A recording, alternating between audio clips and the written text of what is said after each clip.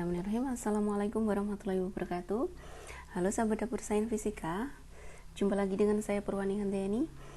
Pada kesempatan kali ini saya akan menjelaskan tentang perpindahan kalor. Perpindahan kalor itu ada 3 macam. Yang pertama ada konduksi, kemudian ada konveksi, dan yang ketiga adalah radiasi. Marilah kita bahas satu persatu.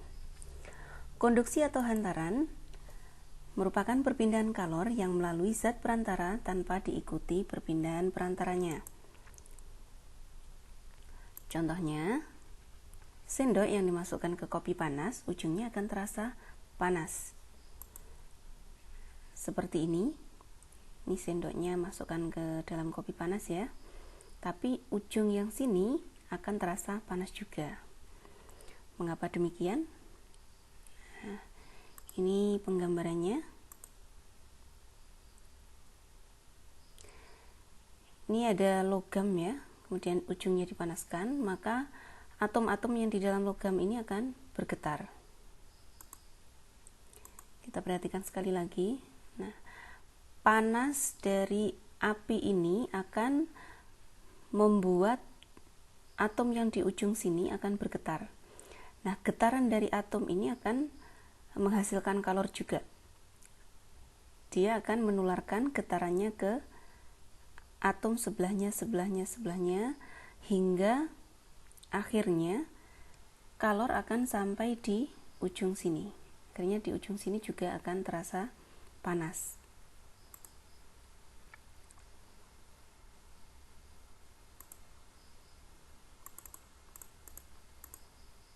Selanjutnya, laju perambatan kalor atau H adalah jumlah kalor yang merambat tiap detik. Kita punya persamaan, H itu adalah laju perambatan kalor. Dari definisi saja sudah terlihat ya, bahwa jumlah kalor yang merambat tiap satuan detik itu adalah H. Jadi H sama dengan Q per T. Nah, laju perambatan kalor ini dia besarnya sebanding dengan koefisien konduksi termal. Jadi tingkat kemampuan menghantarkan kalor pada bahan. Kemudian A luas penampang dan delta T adalah perbedaan suhu. Sedangkan L adalah panjang bahannya. Jika dirumuskan seperti ini. Nah, benda yang mudah menghantarkan kalor disebut konduktor, misalkan logam. Sedangkan benda yang sukar menghantarkan kalor disebut isolator. Nah, biasanya untuk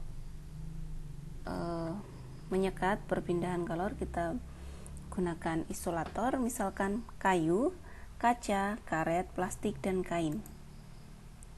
Contoh penerapan sifat konduksi benda ini adalah pada alat masak atau serok ini, serok penggorengan. Seroknya terbuat dari logam. Nah, agar tidak panas ketika menggunakannya, maka gagang dari serok ini adalah terbuat dari kayu, karena kayu bersifat isolator. Selanjutnya, ini ada gambar roti gosong ya, roti bakar yang gosong. Biasanya pada roti bakar yang gosong, roti gosong itu di dalamnya belum matang. Nah, mengapa demikian? Karena biasanya bagian yang gosong ini sebenarnya dia harusnya menghantarkan kalor ya dari api ke bagian dalam. Tapi berhubung ini sudah gosong, ini akan menjadi isolator atau bahan yang buruk menghantarkan kalor. Sehingga kalor hanya terhenti di sini, tidak mampu terhantarkan ke bagian dalam, sehingga dalamnya masih mentah. Ya, jadi kalau kita membakar roti atau menggoreng tempe ya, itu apinya tidak boleh terlalu besar, karena nanti akan mengakibatkan gosong bagian luarnya. Nah, dalamnya biasanya belum matang. Selanjutnya ini ada contoh mengangkat panci menggunakan kain ya. atau lampin bahasa Jawanya. Ini agar panas dari panci ini tidak mengenai tangan kita. Selanjutnya ada konveksi atau aliran. Contohnya seperti ini. Ini di dalamnya ada air ya, dipanasi di bagian ujung sini, maka partikel air akan berpindah. Ini karena di sini dia menjadi renggang, karena kena panas itu dia renggang ya, maka yang partikel di atas yang lebih berat dia akan turun mengisi ke bagian yang lebih renggang, dan kalor akan terdistribusi atau terhantarkan sesuai dengan aliran partikel ini. Jadi untuk konveksi, ini nama lainnya adalah aliran, merupakan perpindahan kalor yang melalui zat perantara yang partikel perantaranya ikut pindah.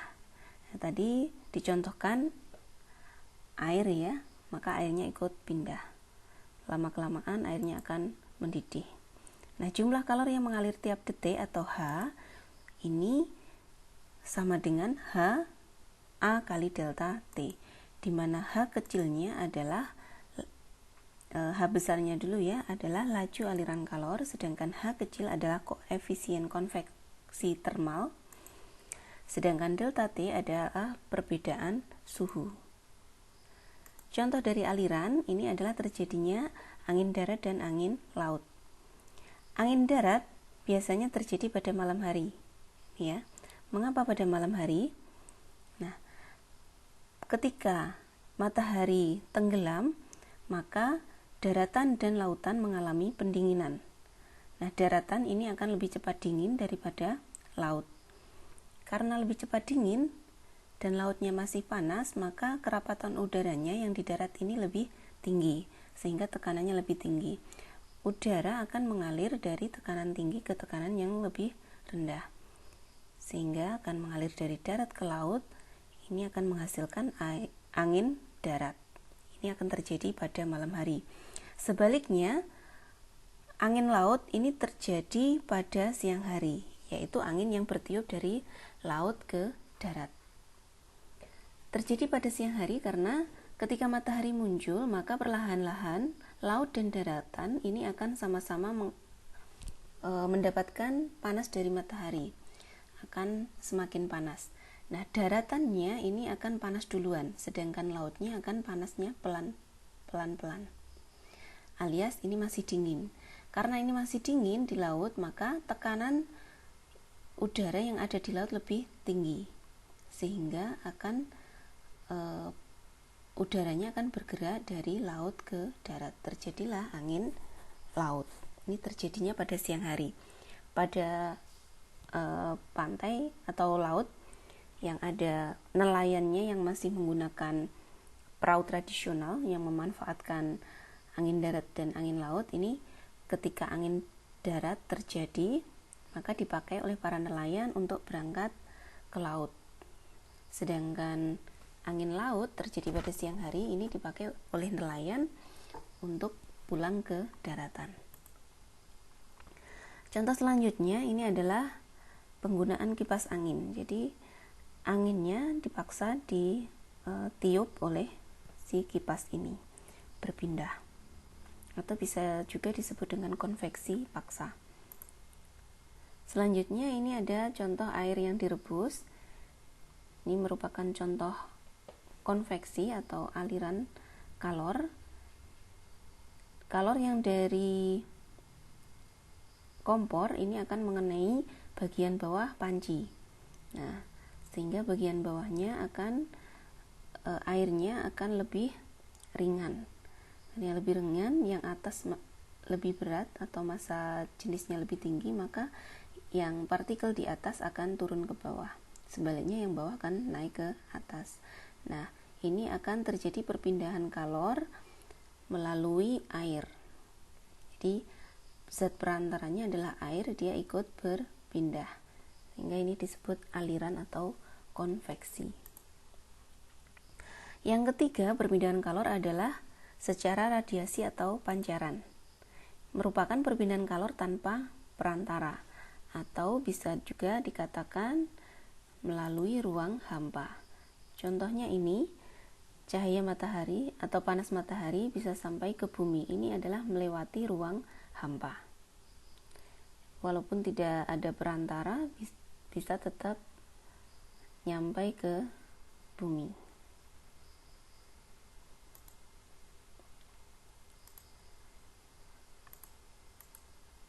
Nah, besarnya kalor yang dipancarkan tiap satuan detik ini disebut dengan H atau laju kalor.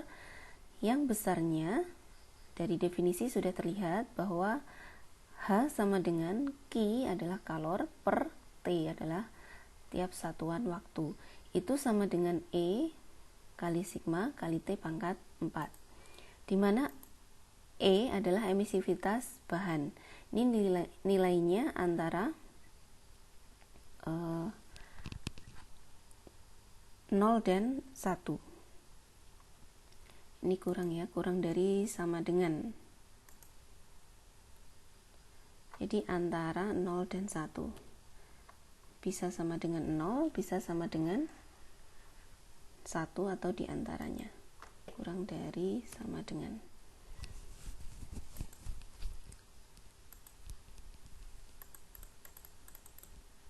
Nah, sedangkan sigma adalah tetapan Stephen Boltzmann yang besarnya 5,672 kali 10 pangkat min 8 watt per meter Kelvin pangkat 4. T-nya adalah suhu mutlak, yaitu dalam satuan Kelvin. Jadi jika nanti menemukan persoalan yang suhunya masih dalam Celsius atau satuan yang lain, maka harus diubah ke Kelvin. Contoh radiasi atau pancaran ini adalah panas matahari yang bisa nyampe di bumi. Juga panas dari api unggun bisa nyampe ke orang-orang di sekitarnya. Nah, sekian penjelasan saya tentang perpindahan kalor, semoga bermanfaat. Sekian, Assalamualaikum warahmatullahi wabarakatuh.